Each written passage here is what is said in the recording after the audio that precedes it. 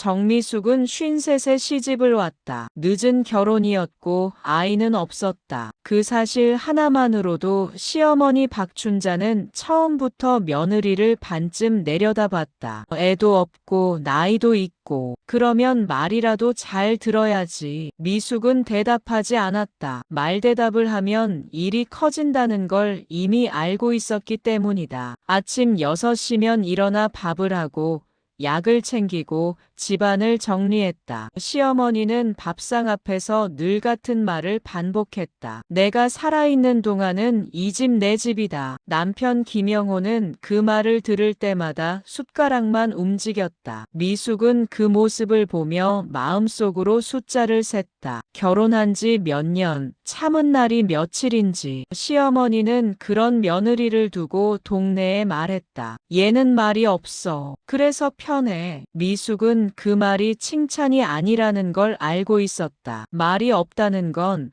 아무 말도 해도 된다는 뜻이었으니까. 문제는 언제나 돈이었다. 병원비, 생활비, 친척 경조사. 시어머니는 단 한 번도 부탁한 적이 없다는 듯 말했다. 내가 버니까 내가 내는 거지. 미숙은 작은 세무사 사무실에서 일했다. 큰 돈을 버는 건 아니었지만 숫자를 틀리지 않았다. 그래서 더 조용했다. 시어머니 통장에서 빠져나간 돈, 남편 명의로 들어간 대출, 시댁으로 흘러간 현금. 미숙은 아무 말 없이 기록했다. 어느 날 시어머니가 말했다. 요즘 돈이 모자라. 미숙은 그 말에 처음으로 고개를 들었다. 모자랄 리가 없었다. 그녀가 계산한 숫자 안에서는. 남편에게 말을 꺼냈지만 돌아온 건 한마디였다. 그냥 넘어가자. 미숙은 그날 밤 노트북을 열었다. 엑셀 파일 제목을 바꿨다. 생활비에서 증빙으로. 그 순간부터 미숙의 마음은 조금씩 달라지기 시작했다. 결정적인 말은 친척 모임에서 나왔다. 시어머니는 일부러 큰 소리로 말했다. 며느리가 돈을 쥐고 안 놔. 미숙은 웃지도 울지도 않았다. 대신 그날 이후 더 철저해졌다. 결혼 후 15년간 자신이 낸 돈, 대신 갚아준 빚,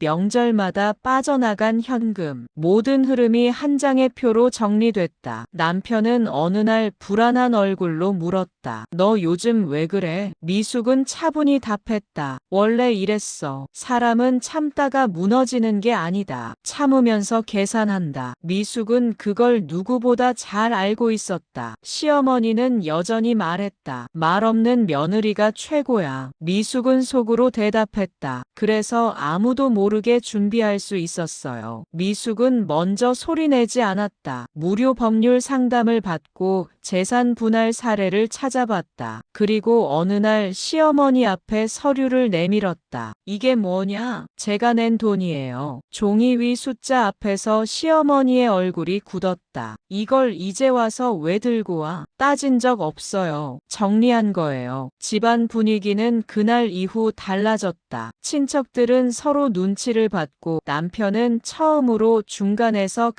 갈팡질팡했다. 미숙은 마지막 선택지를 꺼냈다. 이혼이었다. 울지도 소리치지도 않았다. 그저 서류를 내밀었을 뿐이었다. 남편은 그제야 물었다. 정말 이렇게까지 해야 해? 미숙은 고개를 끄덕였다. 이렇게까지 와버렸어. 동사무소 앞에서 남편은 고개를 숙였다. 미안하다. 미숙은 담담했다. 늦었어. 이혼 후 미숙은 작은 집으로 옮겼다. 혼자 먹는 밥은 소박했지만 눈치 볼 사람은 없었다. 냉장고 문을 열 때도 돈을 쓸 때도 마음이 가벼웠다. 동네 사람들은 수군댔다. 참다 터졌대. 미숙은 이제 그 말이 아프지 않았다. 사람은 참고 사는 존재가 아니라 자기 몫을 되찾는 존재라는 걸 알게 됐기 때문이다. 그녀는 여전히 말이 없다. 하지만 그 침묵 안에는 더 이상 억울함이 없었다. 누구의 며느리도 아닌